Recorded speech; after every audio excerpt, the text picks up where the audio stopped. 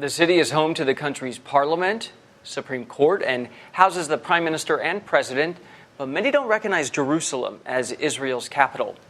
Alex Miller joins us now.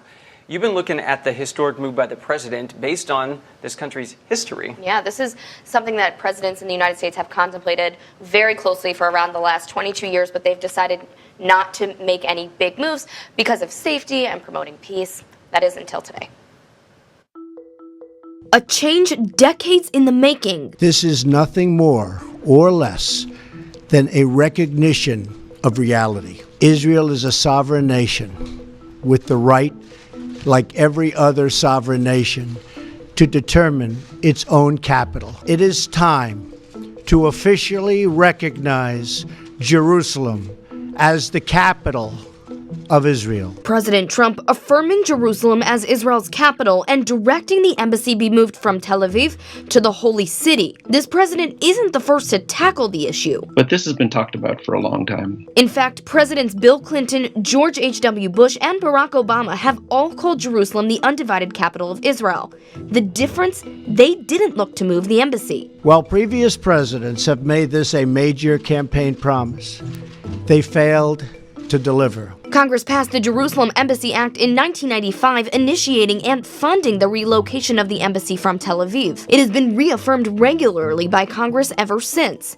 For the last 20-plus years, each president has signed a waiver halting the move for national security interests. What presidents have done generally is that they have backed, at least in principle, the idea of moving the embassy because they are supporters of Israel. All the presidents who have taken an interest in this issue also understand the volatility of the issue. Dr. Robert Eisen is the chairman of the religion department at George Washington University. He says the city is arguably the most contested place in the world because of the land. Both sides see this site, see Jerusalem, this city, as having great holy value.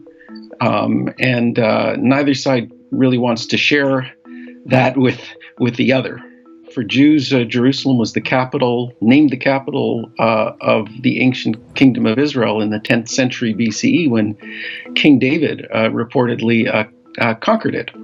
And it was also then the site that his son Solomon, upon which his son Solomon built the temple.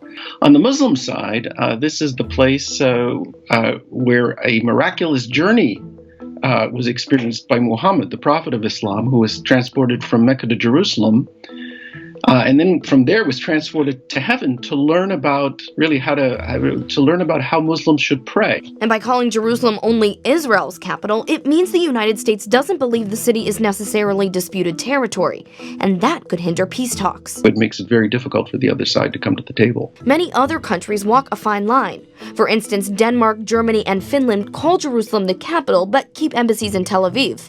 Most of Europe has spoken out against the president's plan to move the embassy. Everybody has a vested interest in settling that conflict. This is a very serious obstacle to peace talks continuing anytime in the near future. Eisen says there will likely be fallout for the tiny country the size of New Jersey, surrounded entirely by Muslim-majority countries, but that there could be a silver lining in the end. There's going to be horror, unity around that horror that this move is being made.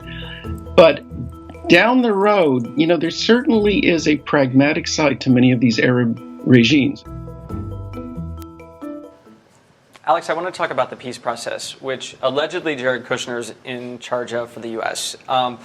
We hear this term two-state solution a lot. Can you just tell me briefly what that is? Yeah, so there's the one-state solution and the two-state solution. The one-state would mean that the Palestinians and the Israelis would come together and form one country with defined borders. A two-state solution, which is what most people talk about, right now Israel has defined borders, but the Palestinians do not. So what would happen is both would be separate countries and they would have their own defined borders, but that's very controversial because both of them want Jerusalem.